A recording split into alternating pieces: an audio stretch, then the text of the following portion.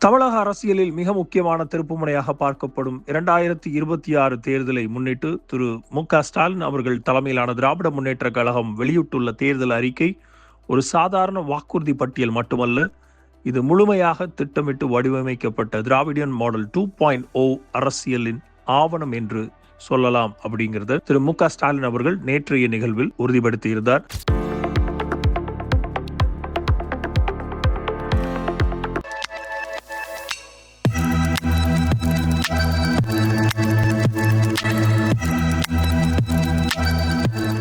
இந்த அறிக்கையின் மைய நோக்கம் ஒரு வெல்ஃபேர் மற்றும் ஒரு வளர்ச்சி சார்ந்து, அதாவது சமூக நலன் மற்றும் ஒரு டெவலப்மெண்ட் இரண்டையும் சமநிலையுடன் கொண்டு மக்கள் வாழ்க்கையை நேரடியாக பாதிக்கும் விஷயங்கள் மாற்றத்தில் உருவாக்குவது தான் அப்படிங்கிறத முதலமைச்சர் அவர்கள் தெள்ள தெளிவாக உறுதிப்படுத்தியுள்ளார். குறிப்பாக பெண்களை மையமாக கொண்டு உருவாக்கப்பட்டுள்ள திட்டங்கள் இந்த மேனிஃபெஸ்டோவின் முக்கியமாக பலமாக பார்க்கப்படுகிறது. இல்லத்தரசி கூப்பான் எனக்கூடிய இந்த 8000 ரூபாய் மதிப்புள்ள கூப்பன் திட்டம் வீட்டு உபயோகப் பொருட்களை வாங்க உதவும் வகையில் வடிவமைக்கப்பட்டுள்ளன. இதனுடன் பெண்களுக்கு வழங்கப்படும் மாதாந்திர உதவித்தொகையான ரூபாய் 1000 2000 ரூபாயை உயர்த்தி கொடுக்கக்கூடிய வாக்குறுதியையும் சேர்த்து குடும்ப பொருளாதாரத்தை நேரடியாக மேம்படுத்தும் முயற்சியாக இது பார்க்கணும்.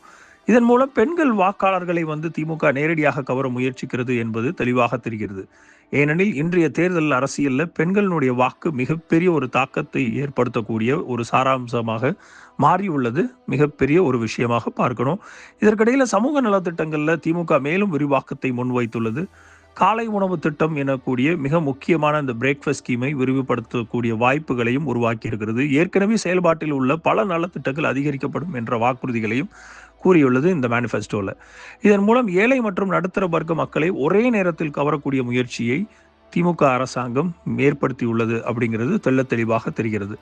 திராவிடியன் மாடல் என்பது வெறும் குகோஷம் அல்ல, அது ஒரு வெல்ஃபேர் ஸ்டேட் அணுகுமுறை என்பதை மீண்டும் ஒரு முறை வலியுறுத்தும் வகையில் இந்த மேனிஃபெஸ்டோ தயாரிக்கப்பட்டுள்ளதாக திமுகவினுடைய தலைவரும் முதலமைச்சருமான திரு மு.க.ஸ்டாலின் நேற்றைய அறிக்கையில் மூலம் தெரிவித்துள்ளார். விவசாயம் மற்றும் கிராம வளர்ச்சிக்கும் முக்கியத்துவம் அளிக்கப்பட்டுள்ளது. சிறு விவசாயிகளுக்கான ஆதரவு, கிராமப்புற அடித்தள வசதிகள் மேம்பாட்டு போன்ற பல்வேறு வாக்குறுதிகள் மூலம் ஒரு ரூரல் ஓட் பேங்கையும் உறுதியாக வைத்திருக்க முயற்சி தெளிவாக தெரிகிறது. சுகாதாரம் மற்றும் கல்வித்துறையிலும் அரசு பள்ளிகள், மருத்துவமனைகள் ஆகியவற்றின் தரத்தை உயர்த்தும் திட்டங்கள் தொடர்ச்சியாக இருக்கும் எனவும் கூறப்பட்டுள்ளது. இது 2021 தேர்தல் அறிக்கையில் நீட்சியாகவே பார்க்கப்படும். மெயினாக பொருளாதாரம் மற்றும் வேலைவாய்ப்பு உருவாக்கத்திலும் திமுக கவனம் செலுத்தியுள்ளது இந்த அறிக்கையின் மூலமாக நாம் பார்க்க போகிறோம். அதே மாதிரி புதிய முதலீடுகளை ஈர்த்தலும், தொழில்துறை வளர்ச்சி, வேலைவாய்ப்பு உருவாக்கம் ஆகியவை இந்த மேனிஃபெஸ்டோவின் மிக முக்கியமான செயல் திட்டங்களாக இடம்பெற்றுள்ளன. இதன் மூலம் திமுக நாங்கள் வெறும் வெல்ஃபேர் மட்டும் செய்யவில்லை, வளர்ச்சியும் கொண்டு வருகிறோம் இந்த தேசத்திற்கு அப்படிங்கிற அந்த இரட்டை அரசியல் செய்தியை மிகவும் வலுவாக தெரிவிக்க முயற்சி செய்கிறார்கள். மேலும் அடுத்த 10 ஆண்டுகளுக்கான தமிழ்நாட்டின் வளர்ச்சி வரைபடம், லாங் டேர்ம் விஷன் பற்றியும் இந்த அறிக்கை பேசுகிறது. இதனால் இது ஒரு தேர்தல் அறிக்கையை தாண்டி ஒரு விஷன் டாக்குமெண்டாக மாறுகிறது. அதே நேரத்தில் முன்பு அதிகமாக பேசப்பட்ட நீட் ரத்து அல்லது முழுமையான மதுவிலக்கு போன்ற விஷயங்கள் இதில் இடம்பெறாததும் ஒரு முக்கிய மாற்றமாகும். இது திமுக தற்போது அதிகமாக நடைமுறைக்கு ஏற்ற வாக்குறுதிகளை மட்டுமே முன்வைக்கிறது என்பதை மிக தீவிரமாக காட்டுகிறது. இந்த மேனிஃபெஸ்டோவின் அரசியல் முக்கியத்துவத்தை பார்க்கும்போது இது நேரடியாக ஆல் இந்தியா அண்ணா திராவிட முன்னேற்ற கழகமுடன் மோதலை உருவாக்குகிறதா அப்படின்னு பார்த்தோம்னா, பெண்களுக்கான நலத்திட்டங்களில் இரு கட்சிகளும் போட்டியிடும் சூழல் உருவாக்கியுள்ளது அப்படிங்கிறது தெளிவாக தெரிகிறது. ஒருபுறம் திமுக பண உதவி மற்றும் கூப்பன் திட்டங்களை முன்வைக்க, மறுபுறம் எதிர்க்கட்சிகள் வேறு விதமான ஃப்ரீபி அரசியலை முன்வைக்கின்றன அப்படிங்கிற அந்த பார்வையும் பொதுமக்கள் மத்தியில் எழுதியிருக்கிறது. இதனால் ஃப்ரீபீஸ் வெர்சஸ் வெல்ஃபேர் என்ற விவாதம் மீண்டும் அரசியல் மையமாக மாறும் வாய்ப்பு உள்ளது. நகர்ப்புற மற்றும் கிராமப்புற வாக்காளர்களை ஒரே நேரத்தில் கவரும் வகையில் இந்த மேனிஃபெஸ்டோ அமைந்துள்ளது என்பது இதன் மிகப்பெரிய பலமாகும்.